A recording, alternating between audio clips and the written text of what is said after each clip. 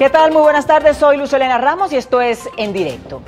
Cualquier colombiano que en vida no haya expresado por escrito su negativa a donar órganos es un potencial donador, según lo establece la ley 1805, que entró en plena vigencia el 4 de febrero de este año. Una ley que en su momento pretendía resolver una crisis de donación de órganos que existía en todo el país, pues la tasa de donantes voluntarios era muy pero muy baja.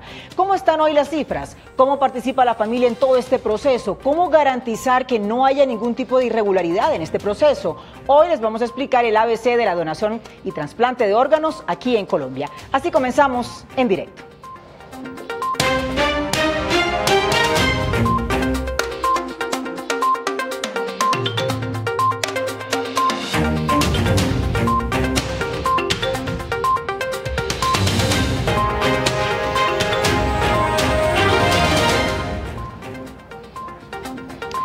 La calidad de vida de un paciente que no ha recibido un trasplante se limita de manera ostensible debido a que tiene que acudir de manera frecuente a centros hospitalarios para que a través de un procedimiento o el uso de equipos médicos se sustituyan las funciones que los órganos dañados han dejado de cumplir. Hablamos con uno de ellos, es una persona que requiere en este momento un trasplante de riñón. Vamos a poner este tema así en contexto.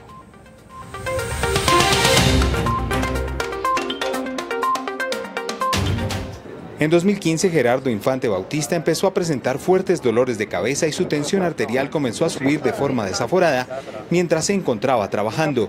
Aunque fue objeto de tratamiento y fue medicado, continuaba con los síntomas y el dolor, hasta que fue necesario practicar exámenes más rigurosos para determinar cuál era su padecimiento. Me hicieron biopsias del riñón y encontraron que sí, que el riñón ya estaba en el 80% dañado, que no estaba trabajando sino un 20%.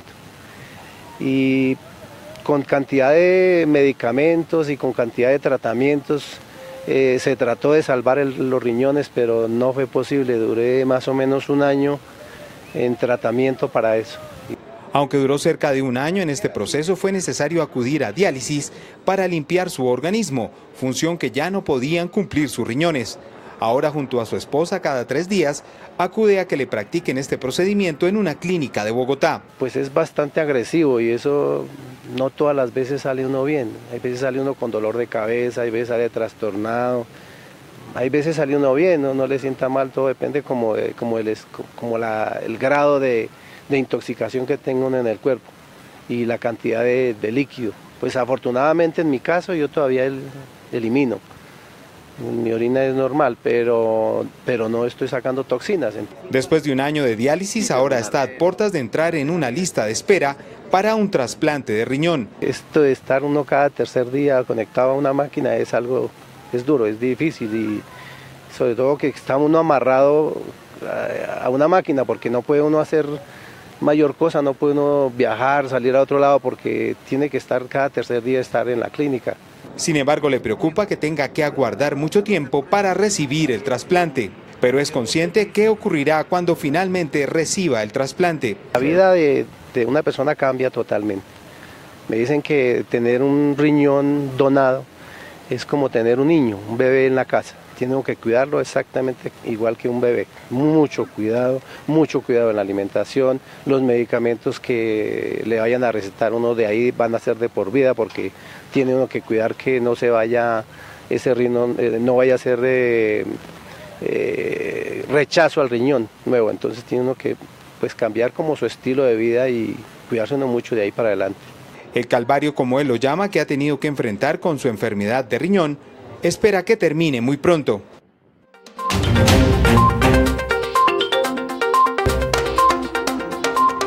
Muy bien, 6 de la tarde, 35 minutos. Gracias por estar con nosotros aquí en directo. Nuestro tema de hoy es donación y trasplante de órganos. Vamos a hablar de los mitos y las realidades sobre este tema para poder hacer conciencia sobre un tema que es muy importante para todos los colombianos. Para hablar de este tema me acompañan hoy Adriana Segura, ella es subdirectora técnica de la Red Nacional de Trasplantes y Bancos de Sangre, y también Jorge García, es director de la Fundación Retorno Vital. A los dos, gracias por acompañarnos hoy en directo. Muchas gracias. Bueno, quiero arrancar, Adriana, con el caso del señor Gerardo. ¿Cuánto tiempo tendrá que esperar el señor Gerardo para entrar en la lista de espera? Es variable. Muchas gracias por la invitación. Este tema es un asunto de todos, como bien lo decían, y es clave entender el drama humano por el que pasan las personas. Hay personas que tardan muy poco tiempo en la lista, pero hay personas que pueden tardar perfectamente más de 7 años en una lista de espera.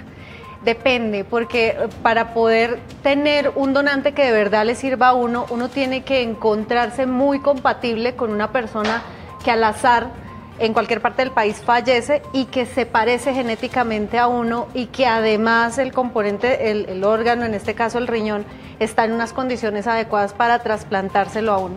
Entonces, eso es, si se quiere una lotería, no funciona así, hay unos criterios técnicos, científicos con los cuales se asigna, pero en el sentido de encontrar a alguien tan parecido a mí, tan compatible conmigo como para que sea el más compatible yo de entre la lista de espera, que son más de 2.000 personas, es impredecible, pero sí podemos decir que puede tardar incluso más de 7 años. Bueno, los invitamos en este momento a que participen. Ya nuestra línea telefónica está completamente abierta, está disponible para todos nuestros televidentes, para que nos llamen y nos cuenten pues su caso, también su experiencia, sus opiniones o preguntas para nuestros invitados. El tema: donación y trasplante de órganos en Colombia. Y tenemos acá a Jorge García, que él es director de una fundación que se creó ya hace un poco más de 13 años, Jorge, pero quiero que también nos cuentes tu caso, porque la fundación se crea precisamente con una situación personal suya.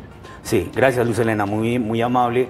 Sí, yo creo que las situaciones de cada individuo tienden a tener ciertas condiciones después de una situación de vida. Y eso es lo que sucedió conmigo.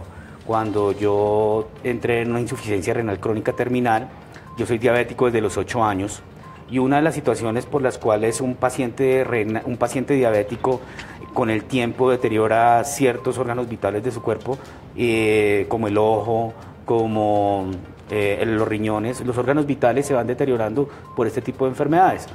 Y yo digo, afortunadamente o desafortunadamente me dio la enfermedad, pero gracias a esa situación hoy puedo decir que estoy ayudando a muchas otras personas a que puedan entender cómo manejar su enfermedad, cómo lograr una mejor adherencia, porque muy bien lo decía el testimonio, era de don Gerardo, es que el trasplante tiene una condición en la cual tú tienes que asumir el rol de cuidarte muchísimo más. Si bien es cierto, lo que uno buscaría era que esto nunca pasara, es decir, uno no tuviera que llegar a estos extremos de enfermarse, pero resulta que nuestra cultura en Colombia no tenemos ese tema de autocuidado. Sí. Esperamos a que las cosas sucedan y ahí sí vamos a cuidarnos. Comenzarnos a curar. En tu caso, ¿cuánto tiempo duraste esperando? Yo duré 5 años en lista de espera.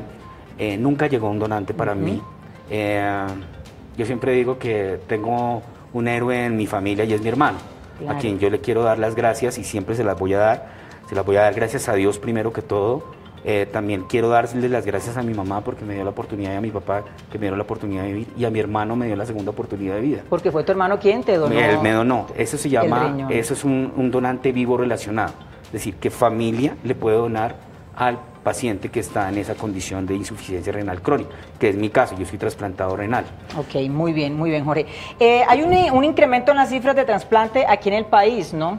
Las cifras no son tan bajas como antes. Yo me quiero basar en esta cifra del Instituto Nacional de Salud. Pasamos de 539 casos de trasplante en el primer semestre del 2016 a 688 trasplantes en el mismo periodo de este año, es decir, un incremento de un 28% en el número de trasplantes. Eso es una cosa positiva.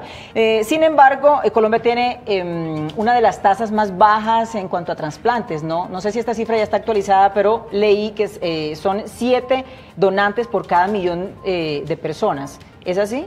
No.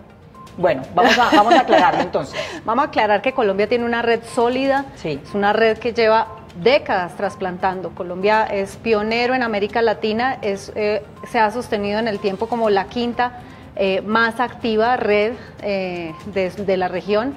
Estamos siendo superados, por supuesto, por países que nos llevan ventaja, eso es cierto, pero también es cierto que Colombia incluso suministra procedimientos de trasplante para pacientes que lo requieren de otros países donde el procedimiento concreto de donante vivo no existe o no está suficientemente adecuado como para garantizar la seguridad que hoy en día tenemos con esos trasplantes. Sí. Entonces, la tasa de 7 es una tasa que claramente nos deja un reto por venir, pero que sí nos obliga a decir gracias en primer lugar. Decirle gracias a miles de donantes cuya memoria vive en decenas de miles de trasplantados en este país, que están en todas las regiones, que cada vez es más frecuente que cuando hablamos con una familia, la familia diga sí, esto a mí me puede ayudar, porque además yo lo he vivido a través de un amigo, un hermano, un conocido que recibió un órgano o un tejido y está con vida y con calidad de vida gracias a esa generosidad. Sí, pero la cifra no es equivocada, es decir, tenemos esa cifra en Colombia, hemos crecido y seguimos creciendo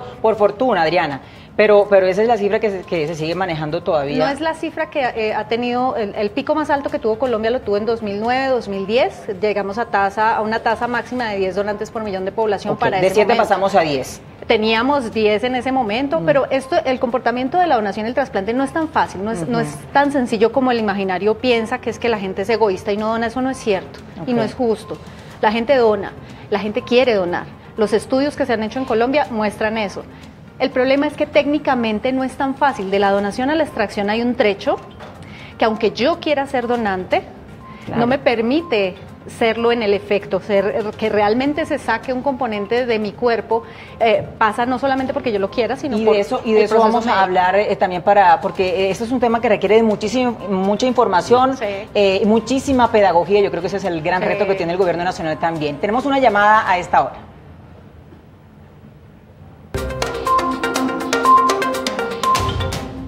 Hola, buenas tardes.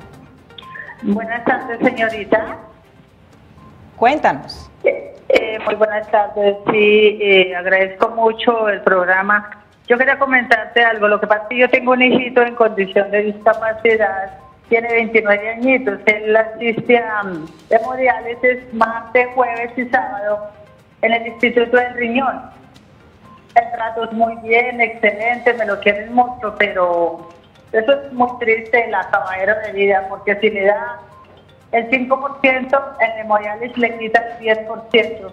Es terrible como está agotadito totalmente y pues no ha habido nada, pero ahorita hay una oportunidad de que yo quiero hacer una pregunta. La hermanita le va a donar el riñón, la hermana o el hermano, pero entonces la discapacidad de él es muy severa porque es difícil si de pronto él aguanta el trasplante. Ya es muy... Él está demasiado agotado. Después él le dio paratiroidismo de la misma enfermedad, la EPS no quiso autorizar, le hicieron la cirugía tarde de la paratiroidismo y totalmente quedaba muerto del cuellito para abajo. Bueno, agradecemos de todas maneras a nuestra televidente su testimonio, muy valioso, Adriana. ¿Qué le podemos decir a ella con respecto también al caso que está pasando en este momento? Que tenga confianza, que siga el proceso médico, que no se rindan. Es una cosa difícil, ¿no? Jorge lo esbozaba un poquito en el testimonio, y es que esto no es nada más estar anotado en una lista, sino la cotidianidad del paciente que está esperando. Por un lado, la espera de que ese teléfono timbre. Y por otro lado, las condiciones de enfermedad, porque esto es una cosa sistémica, es tan duro, tan difícil, que muchos de los pacientes nos cuentan que o sea, es tan feliz el día en que se despiertan y pueden volver a comer, a tomar el agua que quieren tomar, porque ellos tienen restricciones en la toma de líquidos. Tener una vida normal, no más. La vida cotidiana que nosotros a veces pasamos por alto y que es la esencia del ser, ellos la tienen muy restringida. Entonces, dimensionarlo, y yo pues agradezco la intervención de esta mamita, porque refleja la situación de miles de personas, tanto los pacientes como sus familias, que todos los segundos, todo el tiempo están esperando esa llamada, pero también están viviendo una condición muy compleja que uno no alcanza a imaginarse sino cuando ya la tiene que afrontar. Muy bien, tenemos otra llamada a esta hora. Hola, buenas tardes. Buenas tardes. ¿Con quién hablo? Con Ferley Marín. Hola, Ferney, cuéntanos. Con Ferley Marín. Sí, te escuchamos. Mire, es que quiero participar del programa. Claro. Cuéntanos. Para saber, yo estoy en este momento en un proceso de trasplante de hígado. ¿Sí? Y quisiera saber, la doctora que me decía ahí que a veces toca esperar mucho tiempo, entonces quería saber si en el momento de que ya se tiene el donante hasta el momento de que ya se lo van a trasplantar a uno, ¿qué tiempos puede pasar? Vale, Ferney, muchas gracias por comunicarte con nosotros en directo. Adriana. Es muy buena pregunta, porque si bien la espera es muy larga, desde el momento en que te llaman, que sí tienes un donante, hasta el momento en que tienes que estar listo en salas de cirugía para recibir tu trasplante, es cuestión de horas, es muy rápido. Y la razón, digamos, de la angustia es porque tengo que estar preparado, porque tengo que estar listo en hígado. El tiempo de espera en nuestro país es menor, la lista también es mucho más pequeña que la que tenemos en riñón. Los equipos son muy buenos y en general va muy bien el trasplante de hígado, entonces Ferney, mucha fe, va a ir muy bien, seguramente. Ten paciencia, depende también del grupo sanguíneo, de la compatibilidad, lo mismo que estábamos hablando para riñón, aplica para todos los órganos. ¿Y la espera, Adriana, disculpa, la espera depende del tipo de órgano? ¿O hay unos que pueden esperar más que otros? Claro, porque tienes una lista de espera mucho más pequeñita en hígado, son 150 personas alrededor, esto varía todos los días, y en cambio en riñón tienes 2.300 aproximadamente. Entonces, evidentemente, y cada donante puede donar los 2 riñones y el hígado. Entonces el hígado con mucha frecuencia se extrae junto con los riñones y entonces hay más probabilidad para los pacientes de hígado. Ahora, es una cirugía, digamos, técnicamente más compleja, si se quiere es mucho más, digamos, delicado, con un poquito más de problemas en el posoperatorio, pero en general son equipos muy buenos los colombianos, por eso les decía que lo que tenemos es que cambiar un poco el chip y dejarla como la cosa dura, porque sí es una realidad que todos los procesos de salud son muy duros, que las condiciones son muy duras, pero también es cierto que tenemos mucho que agradecer y mucho que celebrar de la competencia de los equipos de trasplante en el país, de la gente ardua y valiosa que hace gestión de la donación en el país, que trabaja con familias en duelo y que armoniza el proceso de duelo con la donación, y de las posibilidades reales que tiene la gente de trasplantarse. Ferney tiene que tener esperanza, tiene que persistir y tiene que estar listo, porque cuando lo llame son horas.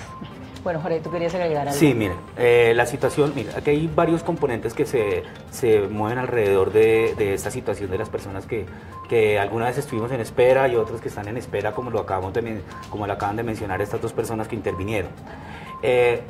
Yo duré 4 años, casi 5 años esperando. Uno siempre espera que como dice Adriana, que ese teléfono suene. Hemos visto casos de personas que entran a la lista de espera, por ejemplo, en el mes de enero, y de pronto en el mes de abril ya lo han llamado por primera vez, porque depende mucho del tema de la compatibilidad. Lo que se busca con esto es que sea el mejor órgano para el más compatible. No es que vamos a poner al que está de primero en la lista, esto no es como una fila del banco, que el que va de primero es el que tiene el beneficio.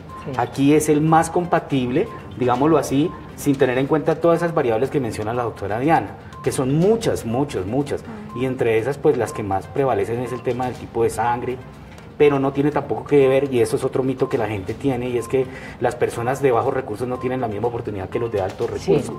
Y resulta que eso no es así, y vemos que en Colombia la gran mayoría de la población trasplantada son de estrato medio, medio esto bajo. No tiene nada que ver con que el que tenga más posibilidades económicas tiene la prioridad. No, para nada, absolutamente. Eso es un mito que en realidad lo único que hace es desinformar a las personas.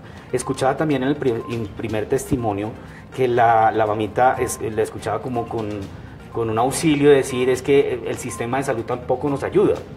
Sí, es cierto, a veces los procesos de estudios pretrasplante a veces son muy demorados, y sobre todo en los niños es mucho más complejo, porque es que generalmente los niños reciben donantes de niños, si la doctora me puede corregir en eso. Entonces es mucho más complicado, por ejemplo, tener un niño en la cardiovascular de Bucaramanga que están esperando corazones, niños pequeños, muy pequeños, de 3, 4 años, que necesitan un donante de corazón y no se lo puede dar un adulto, por obvias razones. Muy bien, 6 de la tarde, 50 minutos, tenemos ya preguntas de las personas que están en la calle. Vamos a ver qué dice la gente, cuáles son sus inquietudes. ¿Cómo puedo garantizar yo que mis órganos sí van a ser bien aprovechados y va a permitir que una persona pueda seguir viviendo. Bueno, eso es un tema, Adriana, bien común y muy frecuente, ¿no? El tema de yo creo que también un poco la baja cultura que tenemos, o ese desconocimiento más bien que tenemos, tiene que ver con la desconfianza que tienen muchos colombianos, porque relacionan todo este tema con corrupción, con mafias, con tráfico, con una cosa, con la otra, y eso también puede ser un mito, que queremos, del que queremos hablar hoy. ¿Cómo garantiza el Estado que mis órganos no van a ser traficados, no va a haber algún tipo de irregularidad con eso? Estamos cada vez más seguros de poder decirle a la ciudadanía con total certeza que la asignación de los componentes anatómicos es absolutamente equitativa. De hecho, estamos muy contentos porque ahorita hicimos un análisis de lo que estaba diciendo Jorge, las distribuciones tanto de donantes como de receptores por estrato socioeconómico, y lo que encontramos en realidad es que son casi calcadas, es exactamente lo mismo, o sea, colombiano dona colombiano, no hay una divergencia entre que los donantes son personas vulnerables económicamente y los receptores son ricos. Como el sistema de aseguramiento cubre todo el proceso, ningún paciente paga por tener un órgano compatible, entonces eso nos da garantías. Tenemos problemas y tenemos asuntos que resolver y que saber mejor como Estado en el tema de tejidos. Ahí hay unos asuntos que necesitamos aclarar. En el caso de los tejidos, los criterios de asignación son demasiado variables entre las regiones del país. El Instituto Nacional de Salud está haciendo un trabajo fuerte en este momento para generar los criterios nacionales de asignación.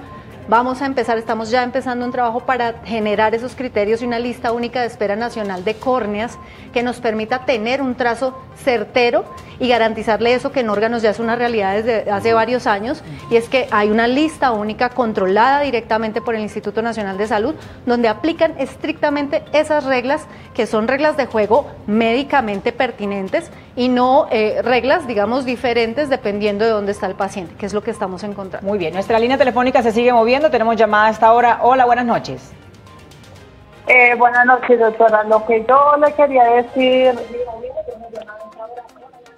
doctora, muy buenas noches.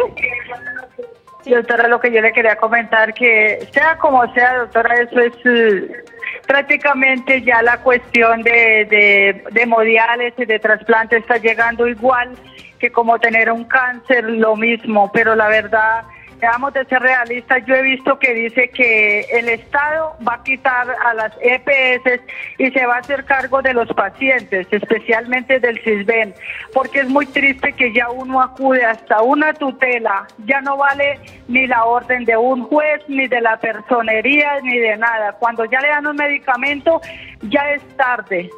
De verdad es muy difícil porque cada día uno ve en los hospitales, en todo lado, es una fila terrible para una hemodiálisis y para todo, y no hay nada. Yo tengo mis 3 hijos en condición de discapacidad, pero es muy doloroso. Capital a veces saca al aire y dice un noticiero, que hay varios noticieros que son tan amarillistas, dicen, no, Capital está súper bien, está cumpliendo, Julana, tal EPS está cumpliendo, pero mentiras, porque la mayoría de los noticieros, Caracol, RCN, lo que sea, saca lo que le conviene al Estado, pero no lo que le conviene al pobre, eso es mentiras. Bueno, son testimonios, Adriana y Jorge, ¿verdad?, que nos muestran como todo el panorama y la angustia que de verdad viven tantas y tantas familias colombianas que están a la espera de esta llamada y que sufren también con el sistema de salud. Jorge, tú le querías Sí, no, la verdad es que para nadie es un secreto que el sistema de salud en este momento tiene un colapso. Para nadie es un secreto que la situación de atención para el usuario es bastante delicada. Si bien es cierto, los hospitales están totalmente llenos de pacientes en las salas de espera y bueno, con mala atención, eso es muy cierto. Yo creo que aquí el llamado para la gente es decir, ellos están en todo su derecho de de denunciar, pero tienen que hacerlo de una manera muy efectiva. Para eso están los organismos de control respectivos, como la Superintendencia Nacional de Salud, como la Procuraduría General de la Nación, la Defensoría del Pueblo. Entonces, no quedarnos en solamente la queja, sino también ayudar a que estas vedurías y estos controles sociales, como los que hacemos a través de la Fundación, se puedan hacer de manera efectiva. No nos podemos quedar solamente en el quejarnos, sino qué estoy haciendo yo para también mejorar el sistema de salud. Muy bien, siga participando hoy en nuestro tema. Estamos hablando de la donación y trasplante de órganos aquí en Colombia, tema que se está moviendo en redes sociales, y quiero saber ya qué dicen nuestros tuiteros. Salman. Así es, Luz Helena, buenas noches y buenas noches a todas las personas que están opinando a través de @Canal Capital con el hashtag En Directo Capital. Muchas de las preguntas tienen que ver con esos mitos que normalmente existen sobre el tema de los trasplantes, como bien decía Luz Helena. Esta es una de las primeras preguntas que nos llega y dice, ¿cuáles son los órganos que mayor demanda tienen? Aquellos que tienen una lista de espera mucho más larga, para que las personas puedan conocer un poco cuál es la dinámica sobre el tema de las donaciones. Otra de las preguntas que tenemos para la tarde de hoy a través de @Canal Capital es ¿cuánto tiempo debe esperar una persona para recibir la donación de un órgano? Que también es una pregunta que ya hace un momento contestamos con una llamada, pero que resulta muy relevante para el tema. Y una de las últimas preguntas que tenemos en la tarde de hoy con el hashtag En Directo Capital dice, ¿es verdad que existen redes de tráficos de órganos o esto es solo una leyenda urbana? Una de las preguntas que normalmente las personas tienen en las calles y que quieren aclarar para este tema tan importante, Luz Helena. Muy bien, Salman, gracias por esas opiniones, estar pendiente de las opiniones de nuestros tuiteros aquí en Bogotá y bueno, y en todo el país. Ese tema de las mafias y eso, digamos, se escuchó mucho las noticias y la cosa, ¿verdad? De que cuando una persona moría, pues se les traían los órganos, los vendían, etcétera. ¿Qué tan cierto es eso, Carolina? Adriana. El tráfico de órganos es un fenómeno en el mundo que se ha identificado como algo que sucede con donante vivo. Antes tras de cámaras, antes de que empezáramos, estábamos un poco hablando y tú me dijiste que porque hacía la cara una pregunta que le hiciste a Jorge, de por qué no se hace sino con donante vivo relacionado, o sea, con alguien que es familiarmente relacionado. Y la razón es que en el mundo, no Colombia, en el mundo ha pasado y sigue pasando que hay personas inescrupulosas que le compran a una persona en vulnerabilidad económica un órgano par, generalmente riñón. Y esa persona, si estuviera en condiciones económicas adecuadas, no vendería su riñón, lo vende porque tiene una necesidad y lo vende pues a un precio injusto seguramente. Entonces esa práctica es ilegal y eso es lo que conocemos técnicamente como tráfico de órganos. Hay un combate desde hace varios años directo, frontal, mundial contra ese tráfico de órganos. Ahora, de donante cadavérico, hay varios mitos ahí alrededor de que, por ejemplo, me dejan morir para sacarme los órganos en el hospital. Falso. Si no se hace todo lo posible por salvarle la vida, no hay paciente ni hay donante. Y la razón es muy simple. Para que haya un donante se requiere que haya un manejo de tal complejidad que tengo que mantener a corazón batiente, tengo que ser capaz de mantener a corazón batiente un cadáver, una persona que ya falleció, pero que artificialmente le mantengo la circulación por unas horas más, y eso es un problema técnico muy grande si yo no tengo los órganos en unas condiciones adecuadas. Entonces, médicamente, como eso es muy difícil de lograr, no sucede en todos los casos, sino en muy concretos casos, pues la cosa de que me dejen morir para sacarme los órganos no es así, es totalmente lo contrario. Me tienen que haber hecho todo lo posible, todos somos mortales, todos nos vamos a morir, y si a pesar de todo lo posible yo me muero en esa condición, entonces sí puedo ser donante de órganos. Muy bien, vamos a esta hora con el dato, antes de la pausa, vamos a ver cuál es el dato del día de hoy.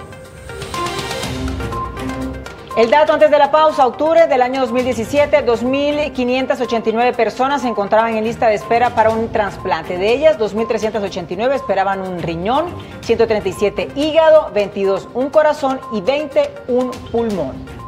Pausa y regresamos.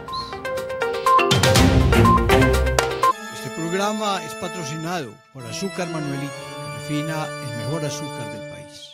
Hoy hemos celebrado la memoria de todos los santos, millones de personas que están con Dios en el cielo. La Iglesia, cuando reflexiona acerca de un ser humano que ha podido mostrarse como testigo del Evangelio, llama a esa persona siervo de Dios.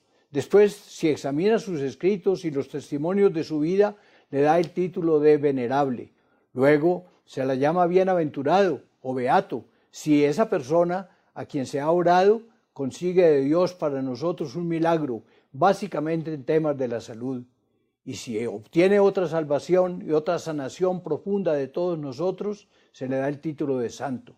Implorémoslo mañana, que Dios nos bendiga a través de todos ellos, los buenos discípulos de Jesús. Dios mío, en tus manos colocamos este día que ya pasó y la noche que llega. Contragolpe es la respuesta a un golpe. Contragolpe es la reacción ofensiva contra el avance del equipo contrario. Contragolpe es el nuevo programa deportivo de Canal Capital, donde usted va a vivir el análisis y la opinión del mundo del deporte. No se pierda Contragolpe, de lunes a viernes a las 5:30 de la tarde, por Canal Capital. Algunos no creían en ellos. Y aprender a interpretar bien la guitarra y de pronto pues comenzar a componer mis canciones. Pero ellos superaron las expectativas. No era difícil. Diga, soy capaz porque lo aprendí. Ahora son autores de lo impensable. Son ejemplares.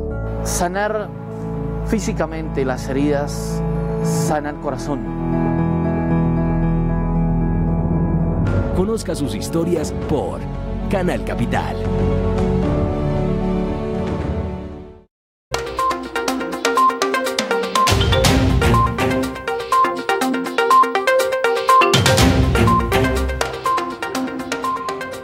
De la noche, 2 minutos. Nuestro tema de hoy en directo: donación y trasplante de órganos en Colombia. Un tema bien interesante del que tenemos que informarnos sobre todo eso. Tenemos llamada a esta hora. Hola, buenas noches. Buenas tardes, hablas con Manuel Zárate. Tengo 2 inquietudes pequeñas. Una es, lo que pasa es que tengo un hermano que tiene insuficiencia renal y él está ahorita viviendo con hemodiálisis. Pero entonces nosotros no sabemos cómo hacer el ingreso a las listas de espera para donación de órganos. Y la otra es si mi familiar tiene una persona que desea hacer la donación de órganos, ¿cómo es el procedimiento? ¿A dónde podemos acudir para hacer todo el trámite, por decirlo así? Muy bien, Manuel. Muchas gracias por tu intervención. Entonces, Adriana, para ingresar a la lista de espera, ¿qué es lo que toca hacer? Para ingresar a la lista de espera es un proceso médico de hacerse la evaluación con el médico que certifica que es una posibilidad. No siempre sucede, ¿no? Y acudir a un centro trasplantador, una IPS trasplantadora de las 25 que están autorizadas en el país para hacer este procedimiento y que se le haga el estudio pretrasplante. De pronto, Jorge puede contribuirnos sobre la experiencia real del ingreso de los pacientes en lista, y si quieres yo puedo responder la segunda parte que me parece muy bonita. ¿Qué es lo del proceso, cómo es el proceso de donación con un familiar? No, digamos que para que las personas puedan entrar en una lista de espera. Yo estoy en este momento, por ejemplo, voy a hablar del paciente renal. El paciente renal en este momento está en una terapia de reemplazo, que se entiende como una terapia de reemplazo. Está, por ejemplo, en diálisis, hemodiálisis, es decir, que tiene que ir a una unidad hospitalaria donde lo tienen que conectar durante más o menos entre 3 y 5 horas, un día de por medio, para que haga la función del riñón. Sí. Ahí en las unidades renales ellos tienen el derecho de hablar con su médico tratante para que el médico le dé una alternativa adicional al tema de estar en diálisis. Entonces, para hacer claridad a las personas que nos ven y nos escuchan, es que yo puedo ser receptor de un donante siempre y cuando mi médico tratante me haga un buen estudio. Y yo puedo solicitarle a mi médico que me diga, yo puedo ser trasplantado.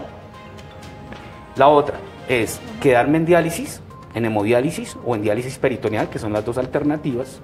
Y si esto se da y el médico hace los exámenes y verifica que exactamente yo puedo ser un receptor, él me tiene, es una obligación, me tiene que remitir a la unidad trasplantadora, como lo dijo Adriana. Ahora sí, entonces le amplío y le redondeo. Todos los pacientes que necesitan un trasplante y necesitan saber, pregúntenos, llámenos a la línea 018-113400 del Instituto Nacional de Salud. Nosotros con muchísimo gusto les damos asesoría dependiendo de la ciudad. Repitamos el número, Adriana, por favor, 018-113400, es la línea nacional gratuita del Instituto Nacional de Salud. Nos pueden escribir también a ins.gov.co. A nivel nacional, nosotros orientamos todos los días procesos específicos porque cada paciente tiene una situación diferente, una aseguradora diferente, unas condiciones, una ciudad diferente, entonces depende. Pero esto que planteaba Jorge es clave. Cuando tengan una duda, pregunten y pregúntenle a su médico tratante. ¿Podría trasplantarme? ¿Cómo me iría si me trasplanto de corazón? ¿Cómo me iría si me trasplanto de hígado? No solamente esperar que el médico me lo plantee, porque no siempre, pues somos humanos todos, no siempre el médico me lo va a plantear como una opción, de pronto porque no la conoce muy bien o no confía en ella, pero la opción es muy segura, se los garantizamos, y preguntando seguramente van a tener un acceso mucho más rápido al mecanismo de ley. Producción, si es posible, antes de terminar nuestro programa, me gustaría poner este teléfono que nos acaba de dar Adriana, que es el 018.000, sí, 11-3400. Sí. Que es la línea nacional. Vamos a ponerla allí porque es muy importante y va a ser muy útil para todas las personas. Hay un tema, Adriana y Jorge, que ronda mucho, y es lo del proceso de la extracción de los órganos. La gente se pregunta si eso depende con la forma como la persona murió, si es obligatoriamente uno tiene que morir en el hospital para poder hacerlo, cuánto es el tiempo y que tiene que pasar para extraer los órganos. Vamos a aclarar esas dudas. Okay. Bueno, digamos que el tiempo es valiosísimo, como lo decía Adriana en un principio, sí, para la sobrevida de ese injerto. Es decir, ese órgano se mantiene en vida después de ser trasplantado de acuerdo a las condiciones en las que se mantuvo desde la extracción.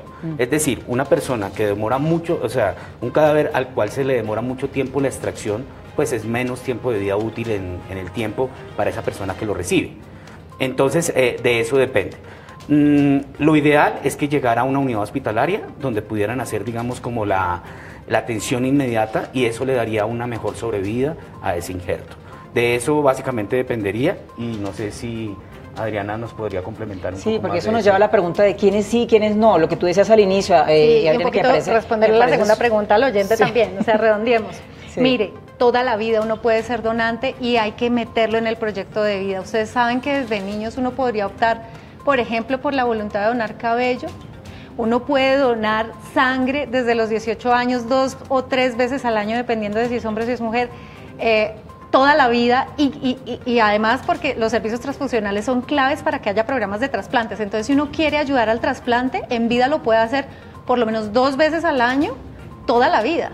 Y está donando para trasplante, pero además está donando para todo el mundo y para uno mismo si lo necesita. Sangre. Clave, en diciembre tenemos siempre escasez de sangre, eso, mando la cuña de una vez porque hay que pensarlo todo el tiempo como proyecto de vida.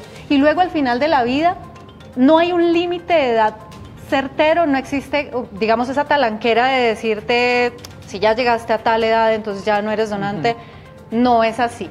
E incluso hay otros tipos de donantes que existen en el país que yo no sé creo que estamos mejorando en la difusión de estos donantes, que son los grandes donantes, que son los cadáveres para docencia de investigación, que son los cuerpos en los que los médicos aprendemos, y los odontólogos también, Jorge es odontólogo, los profesionales de salud aprendemos anatomía, sí, y aprendemos antes de ir a un vivo cómo es el cuerpo humano. Sí. Son grandes salvadores de vida y la gente no sabe y no se pregunta de dónde salen. Pues miren, cada vez más esos donantes para la ciencia son personas que decidieron por un instrumento notariado donarse. Entonces, aun si mis órganos ya no sirvieron, puedo ayudarle a otras personas a través de la donación para docencia e investigación. Entonces, las posibilidades son todas.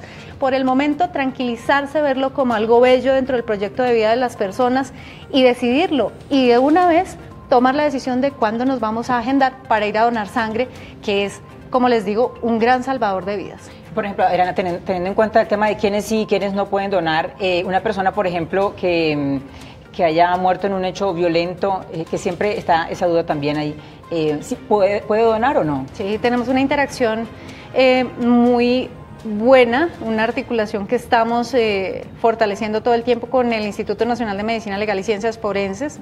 De hecho, gran parte de los donantes desafortunadamente son con maneras de muerte violenta, o sea, accidentes de tránsito, pero también homicidios, y evidentemente hay un proceso judicial que hay que proteger, que todo el cuerpo médico está protegiendo por la dignidad de esa memoria, pero también por la impartición de justicia, y ese proceso se armoniza con el proceso de donación. Entonces, la posibilidad de ser donante al final de la vida, aun cuando desafortunadamente uno fallezca en una condición violenta, existe, es articulada, el Estado lo tiene articulado y todo el tiempo estamos en comunicación con Medicina Legal, y de hecho para tejidos en los institutos de Medicina Legal y Ciencias Forenses de todo el país, las seccionales tienen la posibilidad de hacer extracción de tejidos, no son los órganos que necesitan volver a poner conexión de vasos sanguíneos, pero sí son las córneas, el hueso, la piel que puede servir para cobertura de quemados, y nada de eso, también quiero aclarar otro de los mitos, aprovecho,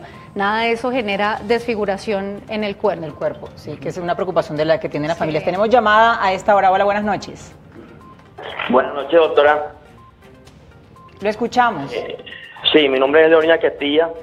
Yo estoy viendo el programa ahorita, me interesó, ya que me escribí por internet para donante de órganos. Y me parece muy interesante, ya que uno puede salvar la vida de otro ser humano sin necesidad de esperar nada a cambio. Yo desde que estaba muy joven, yo tenía como unos 16 años, le salvé la vida a un niño que doné 1 litro de sangre aquí en Barranquilla, me acuerdo. Y le salvé la vida precisamente por donar ese litro de sangre. Y hasta la fecha yo trabajo con la Universidad Politécnico Gran Colombiano en el área de biblioteca. Y la universidad nosotros nos ha enseñado a todos a donar sangre sin esperar nada a cambio. Y siempre, cada año, yo dono sangre. Muchísimas gracias. Bueno, todo un ejemplo de eso es realmente lo que se tiene que hacer, lo que dice, como bien lo decía y lo repitió, hacerlo sin esperar nada a cambio. De eso se trata. Adriana y Jorge, ¿uno puede especificar en el momento de donar los órganos qué órganos sí, qué órganos no? ¿O cuando uno es donante de todos los órganos? También es muy buena pregunta. Resulta que en el contexto colombiano uno tiene la posibilidad de hacer una voluntad anticipada, no solo sobre donación, sino sobre todo lo que uno quisiera al final de la vida de uno. Entonces uno hace un instrumento notariado donde uno especifica qué quisiera y puede ser tan detallado como uno quiera en el contexto de la voluntad anticipada. Entonces yo sí podría específicamente decir, quisiera donar todo menos tal componente, y reservar las razones, es muy personal. Digamos, el proceso, como tú lo decías, no es obligatorio, es un proceso muy libre, es un proceso personal. Tiene mucho sentido que las personas, de hecho, lo piensen bien, no solamente porque lo quiero donar, sino por si le puede servir a alguien. Por ejemplo, yo tengo una cirugía, tenía un defecto en la visión muy importante, no podía ver bien, y me hicieron una cirugía que me inhabilita para ser donante de córneas.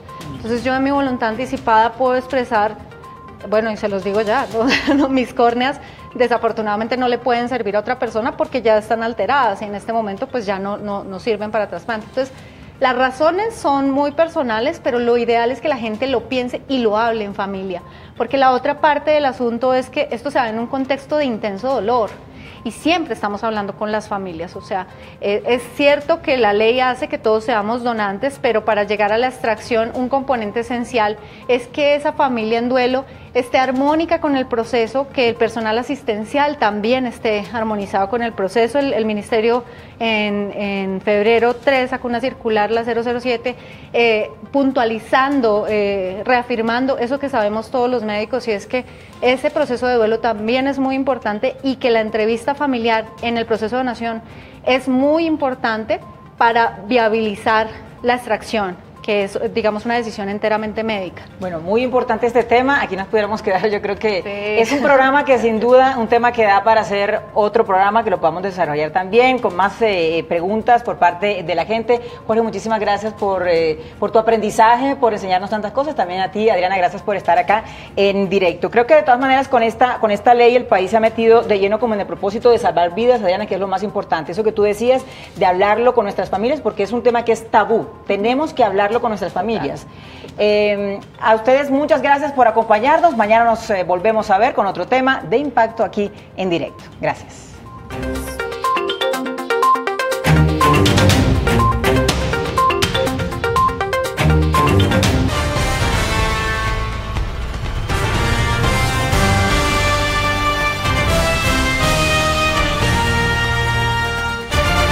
Este es Canal Capital.